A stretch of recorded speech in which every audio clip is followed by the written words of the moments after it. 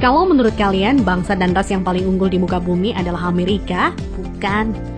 Rusia? Bukan juga. Jerman? Inggris? Prancis? Juga bukan. Cina? Apalagi? Bukan guys.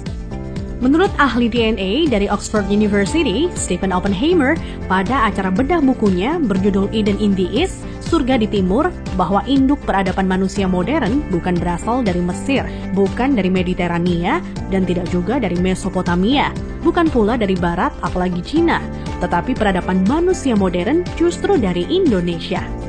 Iya guys, bangsa ini merupakan pewaris tunggal kejayaan bangsa-bangsa besar di masa lalu. Dan agaknya, Profesor Arício Santos dari Brasil pun selaras dengan teori Oppenheimer. Dalam buku Atlantis The Lost Continent Finally Found, ia menyatakan bahwa titik Atlantis itu ada di Sundaland. Jadi guys, kita tidak pantas bersikap kerdil dengan memelihara sindrom inferior akut alias rasa minder terhadap bangsa luar. Kenapa? Karena nenek moyang kita dulu adalah bangsa yang unggul. Nenek moyang bangsa-bangsa. Jelas ya guys? Lantas, kenapa ada sejarawan menyebut bahwa nenek moyang kita itu tidak beradab, bodoh, penyembah berhala? Itu faktor penjajahan atau kolonisasi guys. Yakni pembodohan, pengaburan, dan pembengkokan sejarah oleh kaum penjajah. Menurut Juri Lina dalam buku Architect of Deception, Secret of Freemasonry, ada 3 cara melemahkan dan menjajah suatu negeri. Pertama, kaburkan sejarahnya. Kedua, hancurkan bukti-bukti sejarah bangsa itu hingga tidak bisa lagi diteliti dan dibuktikan kebenarannya. 3, putuskan hubungan mereka dengan para leluhur dengan mengatakan bahwa leluhur itu bodoh dan primitif. Guys, sejarah Nusantara ini dibikin oleh kaum penjajah seolah-olah hanya dimulai dari era kemerdekaan atau paling jauh di era Raja-Raja Nusantara dulu versi penjajah. Tahu nggak sih guys, ribuan tahun lalu Nusantara terbagi dalam 3 era loh. Era pertama disebut era Wangsa Keling. Wangsa artinya bangsa, sedang Keling artinya kuat. Jadi Wangsa Keling maksudnya adalah bangsa yang kuat. Konon di era ini, leluhur kita berekspansi hingga Kamboja, Vietnam atau Indochina, Thailand, Burma, Sri Lanka, India, sampai ke Madagaskar. Raja yang terkenal bernama Shailendra. Tulisan yang dipakai adalah huruf Talawa, di mana modelnya menyerupai huruf Mesir kuno dan Israel. Pusat pemerintahan di sekitar Jogja sampai ke wilayah Dieng. Maka ketika Israel mengklaim masih keturunan Moria, maksudnya adalah Gunung Muria di Dieng guys. Dieng artinya penguasa, kemudian bergeser menjadi Dahnyang atau Dayang, artinya juga penguasa. Setelah Wangsa Keling menghilang, di Tenggarai munculnya situs Dieng maupun Candi Borobudur. Nah, habisnya era Wangsa Keling ditandai dengan bangunan Bako atau Baki, yang artinya kuburan atau berakhir, dan ditandai dengan berdirinya Candi Boko atau Bako. Era selanjutnya adalah era Medang Kamulyan. Medang artinya kemajuan dan Kamulyan artinya kemuliaan atau kejayaan.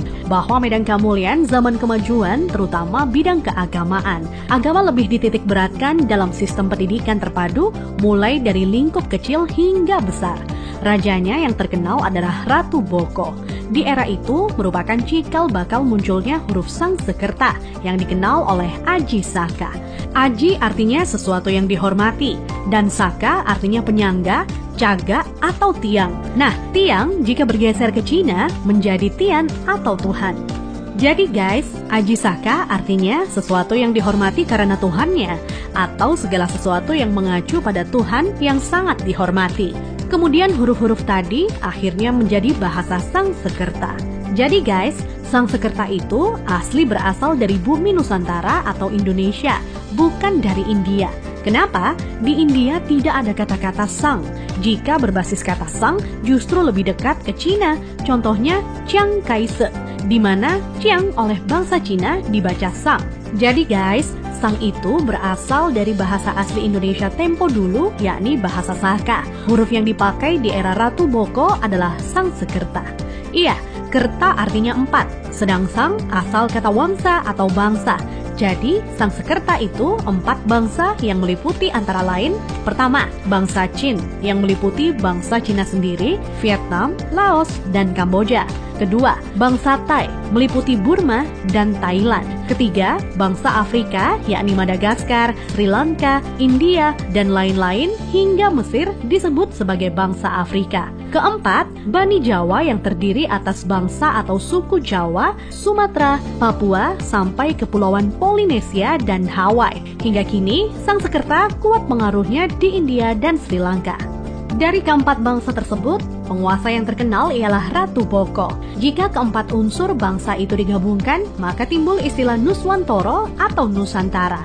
Nusa artinya pulau, antara artinya jarak, maka makna Nusantara adalah bangsa yang hidup di pulau-pulau yang tersebar dari Kepulauan Polinesia di ujung timur hingga wilayah Madagaskar atau Afrika.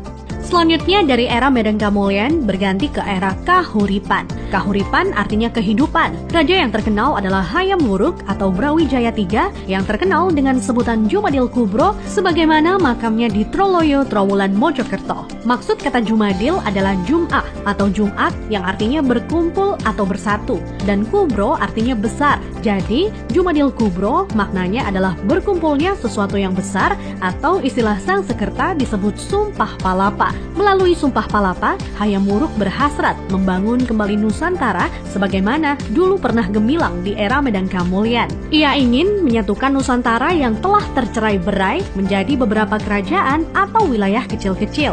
Dan patih yang melegenda adalah Gajah Mada. Nah, hal yang tidak tercatat atau dihilangkan oleh sejarah modern ialah guratan atau ukiran pada batu sumpah palapahnya Gajah Mada yang ternyata berlafadzkan La ilaha illallah, tiada Tuhan kecuali Allah. Itulah guys, catatan yang hilang dari sejarah leluhur kita yang menurut Arisio Santos. Leluhur kita merupakan nenek moyang bangsa-bangsa. Thanks to watching.